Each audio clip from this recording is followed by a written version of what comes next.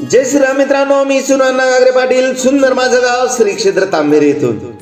सुंदर माझं गाव श्री क्षेत्र तांबेरे येथील प्रगत बागायतदार श्री सुनील राचंद पंजाबी यांच्या गाडीचे पूजन ग्रामस्थांच्या समेत गुरुवार यांच्या मंत्रोच्चारात श्रीराम मंदिर प्रांगणात झाले.